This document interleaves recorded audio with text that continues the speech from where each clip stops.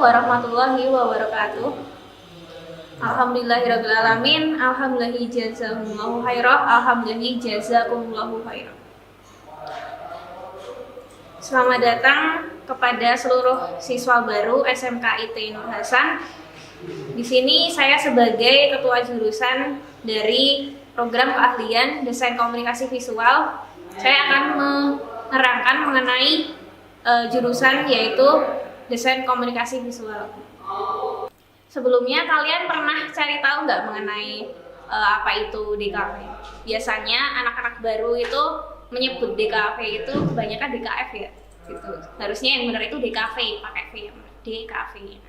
Apa itu DKV? Jadi DKV itu kepanjangan dari desain komunikasi visual. Nah, dari 3 kata ya, desain komunikasi visual.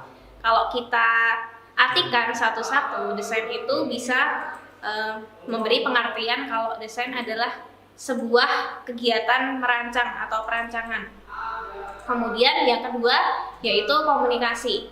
Komunikasi itu merupakan sebuah aktivitas di mana kita memberikan informasi dari satu orang ke orang yang lain.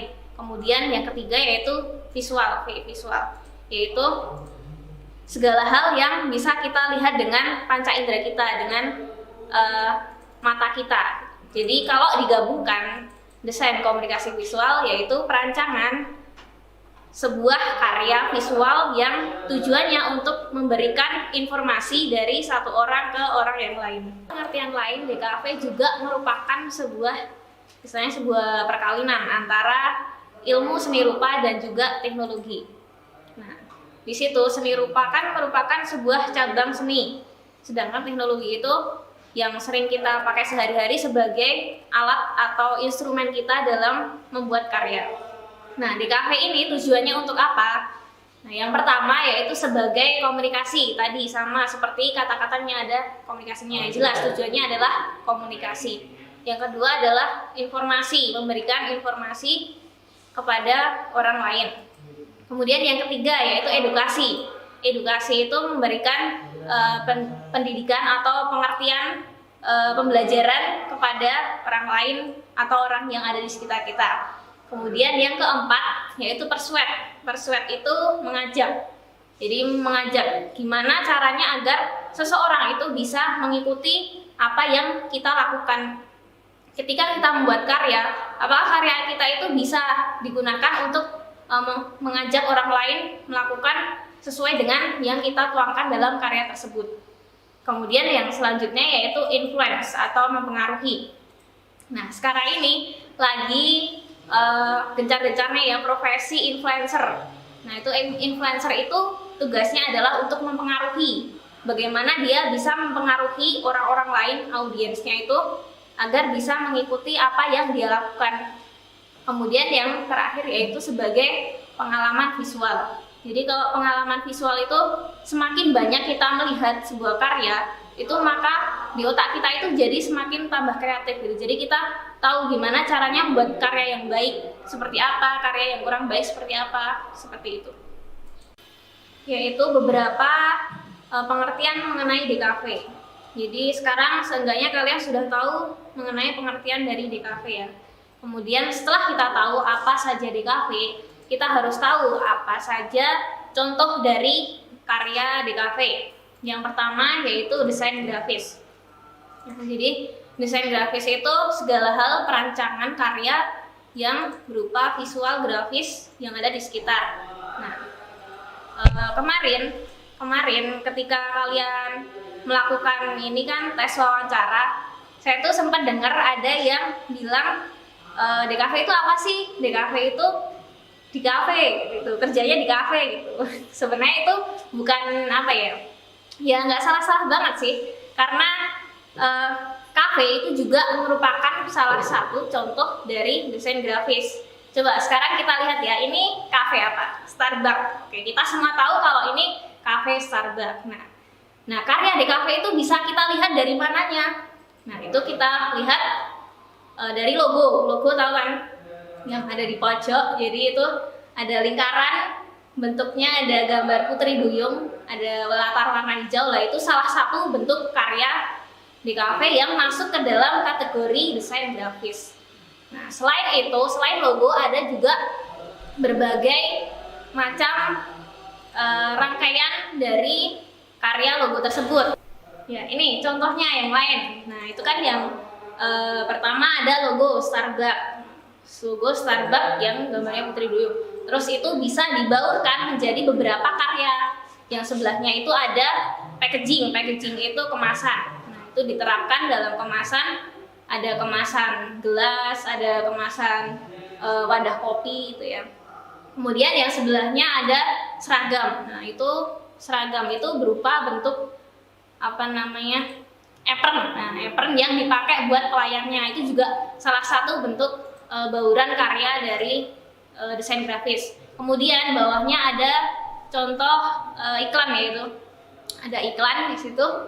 Nah, itu iklan yang menawarkan apa saja produk dari Starbucks, mungkin bisa ngasih promosi atau juga misal menampilkan produk baru lah, itu ditampilkan dalam sebuah karya iklan. Bisa juga ada display yang ada posternya itu yang ada di dalam tempat atau tokonya dari Starbucks tersebut. Nah, jadi itulah contoh beberapa karya dalam desain grafis. Nah, itu kan banyak banget baurannya. Nah, itu termasuk ke dalam kategori desain grafis. Ya, contoh selanjutnya dari karya DKV yaitu dari cabang ilustrasi. Nah, di sini kita bisa lihat ada ilustrasi buku anak. Nah, contohnya seperti itu. Kemudian ada komik. Nah, ini komik buatan anak jamaah ini. Nah, itu di situ kita juga bisa menjelaskan mengenai itu, misalkan contohnya di sini kan bersedekah. Nah, ini kalau karya ilustrasi di sini kita bisa lihat, jadi karya yang bisa menjelaskan sesuatu dari peristiwa. Jadi di situ kita bisa menyampaikan apa sih unek-unek atau pesan yang ingin kita sampaikan kepada orang yang melihat karya ini.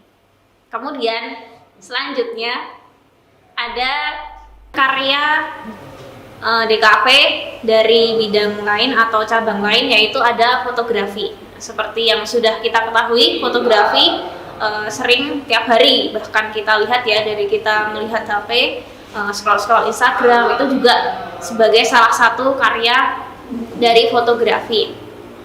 Nah, di dalam karya fotografi ini sebenarnya ada beberapa cabang. Nah, ini selanjutnya bisa kita lihat ada fotografi makanan. Nah, ini fotografi makanan.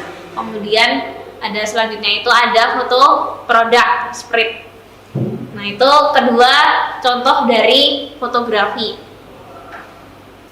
Kemudian selanjutnya yaitu ada karya videografi. Ini juga sama ya, kita juga sering sehari-hari kita melihat di televisi, terus di HP kita juga kita sering melihat karya-karya video. Bisa berupa karya video sinematik, itu yang kita lihat di dalam film-film. Kemudian video bisa dituangkan dalam sebuah iklan. Kemudian juga ada video-video promosi, itu juga termasuk dalam karya video. Nah, kemudian setelah kita tahu apa yang dimaksud dengan DKV, bentuk-bentuk karyanya seperti apa, nah kita juga perlu tahu setelah belajar DKV, yaitu mengetahui tentang prospek pekerjaan. Jadi setelah kita belajar DKV, apa sih nanti yang bisa kita lakukan dengan karya DKV ini, apa yang profesi apa yang nanti bisa jadi pekerjaan kalian nanti gitu.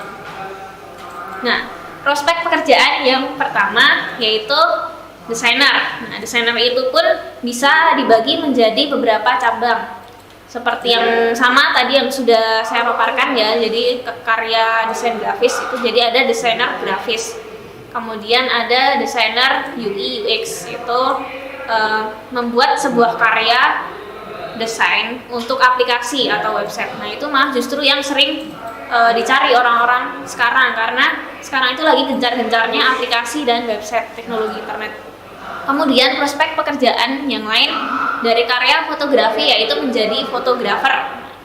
Sering kita lihat ya, orang-orang yang sering kesana sini bawa kamera gitu. Fotografer pun dibagi menjadi beberapa cabang. Ada fotografer jurnalistik, kemudian ada fotografer produk, ada fotografer model, terus ada fotografer street, jadi street photographer yang sering ngambil foto di jalanan. Kemudian prospek pekerjaan selanjutnya yaitu dari karya videografi namanya videografer. Pokoknya videografer itu seseorang yang dia itu membuat atau mengedit sebuah video. Kemudian prospek pekerjaan selanjutnya yaitu ilustrator. Ilustrator tentu saja pekerjaannya membuat ilustrasi.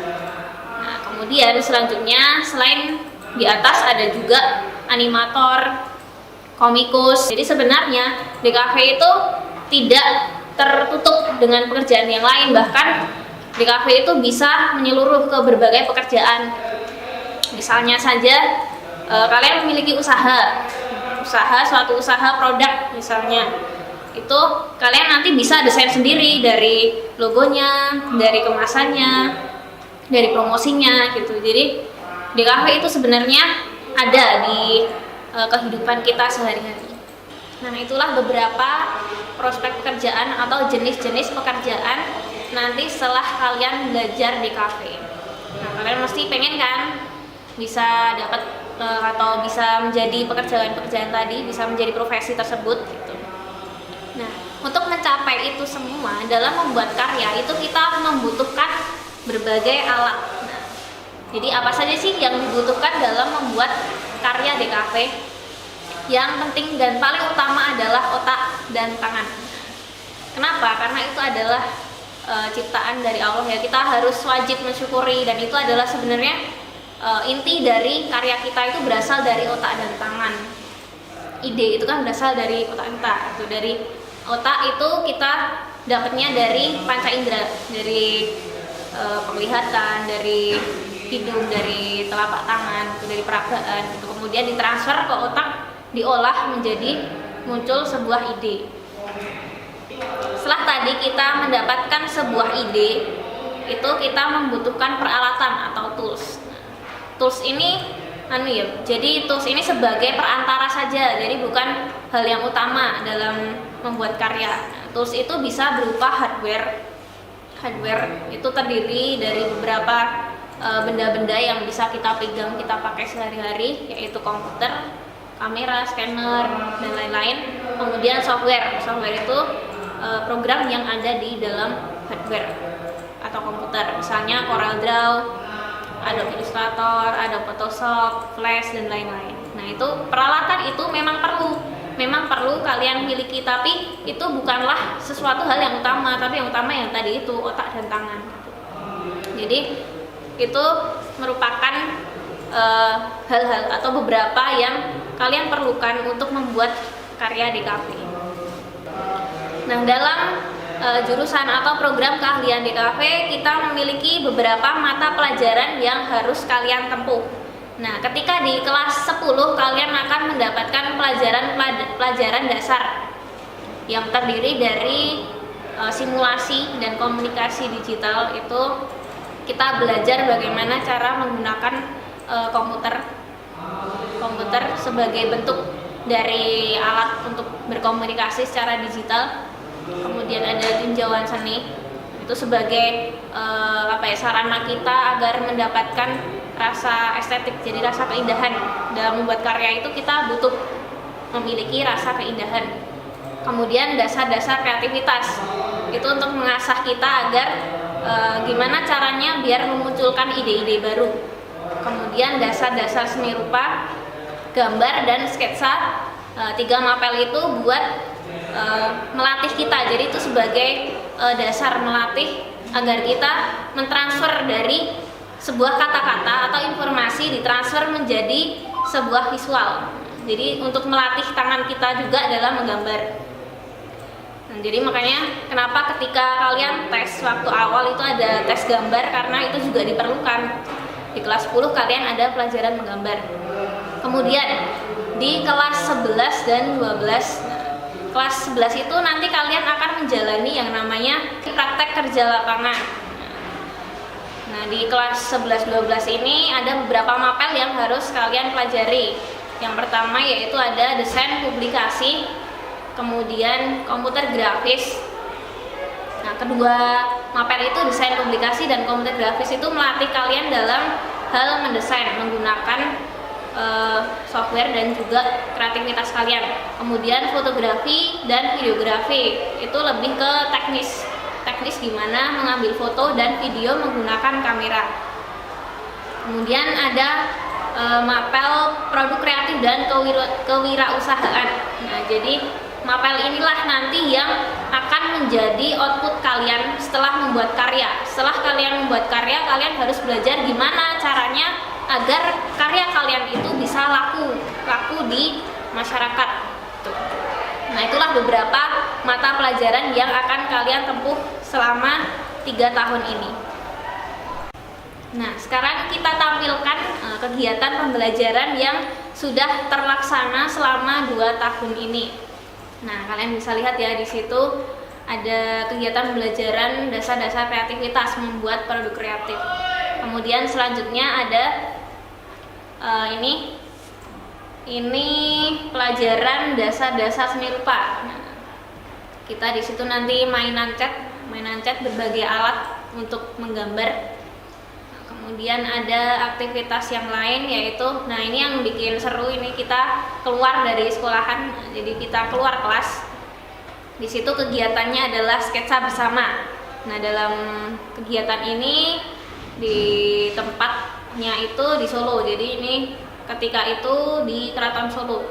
Jadi anak-anak itu, siswa-siswa, mereka menggambar atau mensketsa objek yang ada di luar sana, jadi objeknya real ada gitu.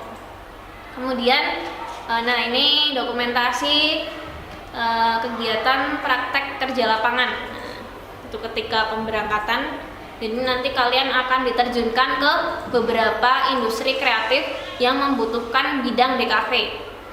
Nah, di situ kalian akan belajar secara langsung dari ahlinya, dari lapangan secara nyata, jadi kalian tahu nanti yang kalian praktekkan ketika di lapangan itu apa aja. Jadi karya apa sih yang dibutuhkan ketika di lapangan, nah, kalian bisa praktek sendiri nanti.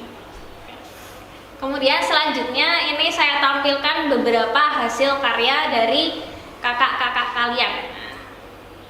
Ini dari pelajaran sketsa. Nah, seperti ini. Jadi kalian nanti akan dituntut untuk membuat gambar sketsa berdasarkan objek yang asli. Nah, itu bisa kalian lihat sendiri ya, itu adalah masjid kita yang ada di NHBS. Nah, kemudian ada kendaraan.